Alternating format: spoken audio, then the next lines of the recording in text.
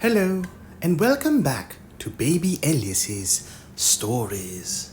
We now return to The Wonderful Wizard of Oz by L. Frank Baum.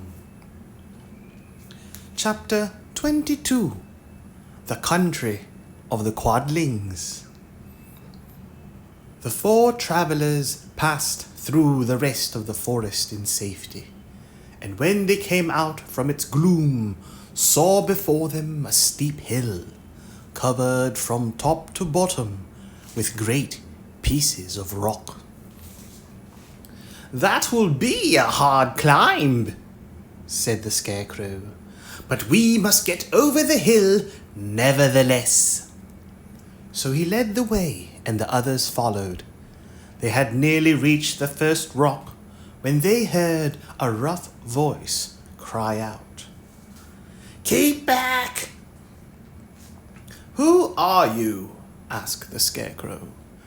Then a head showed itself over the rock, and the same voice said, "This hill belongs to us, and we don't allow anyone to cross it." "But we must cross it," said the Scarecrow. "We're going to the country of the Quadlings." "But you shall not," replied the voice, and there stepped from behind the rock the strangest man the travelers had ever seen.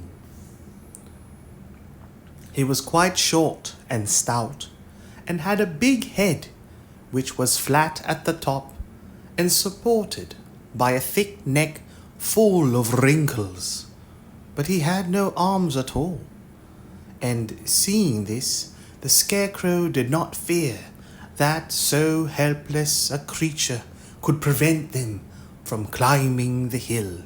So he said, "I'm sorry not to do as you wish, but we must pass over your hill, whether you like it or not." And he walked boldly forward. As quick as lightning, the man's head shot forward, and his neck stretched out until the top of the head, where it was flat, struck the Scarecrow in the middle and sent him tumbling over and over down the hill. Almost as quickly as it came, the head went back to the body, and the man laughed harshly as he said, "It isn't as easy as you think." A chorus of boisterous laughter came from the other rocks, and Dorothy saw hundreds of the armless hammerheads upon the hillside, one behind every rock. The lion became quite angry at the laughter caused by the Scarecrow's mishap, and giving a loud roar that echoed like thunder, he dashed up the hill. Roar! Again, a head shot swiftly out, Boom! And the great lion went rolling down the hill as if he had been struck by a cannonball. Dorothy ran down and helped the Scarecrow to his feet, and the lion came up to her. Feeling rather bruised and sore, he said, "It is useless to fight people with shooting heads. No one can withstand them." "What can we do then?" she asked. "Call the winged monkeys," suggested the Tin Woodman. "You have still the right to command them once more." "Very well," she answered, and putting on the golden cap, she uttered the magic words. The monkeys were as prompt as ever, and in a few moments the entire band stood before her. "What are your commands?" inquired the king of the monkeys, bowing low. "Carry us over the hill to the country of the Quadlings," answered the girl. "It shall be done," said the king. And at once the winged monkeys caught the four travelers and Toto up in their arms and flew away with them. As they passed over the hill, the hammerheads yelled with vexation and shot their heads high in the air. But they could not reach the winged monkeys, which carried Dorothy and her comrades safely over the hill and set them down in the beautiful country of the Quadlings. "This is the last time you can summon us," said the leader to Dorothy.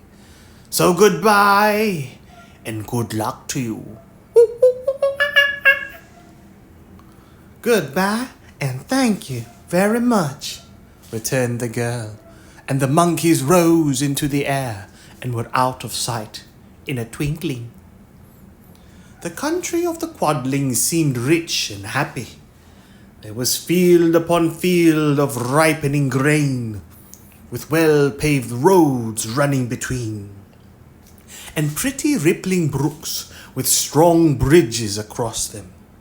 The fences and houses and bridges were all painted bright red, just as they had been painted yellow in the country of the Winkies, and blue in the country of the Munchkins. The Quadlings themselves, who were short and fat and looked chubby and good-natured, were dressed all in red, which showed bright against the green grass and the yellowing grain. The monkeys had set them down near a farmhouse, and the 4 travelers walked up to it and knocked at the door.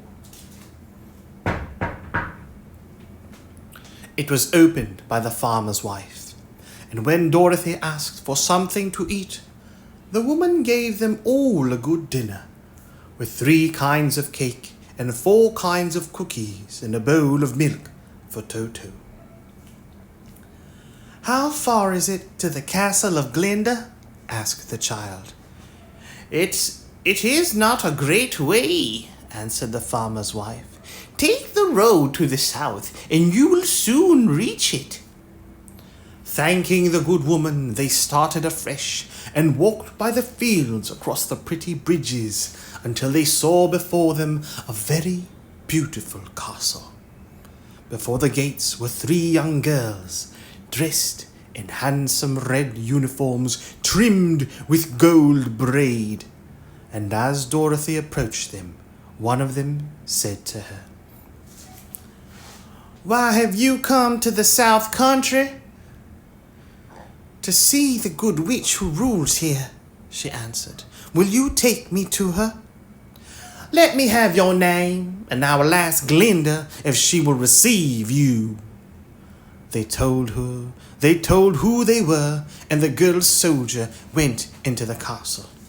After a few moments, she came back to say that Dorothy and the others were to be admitted at once.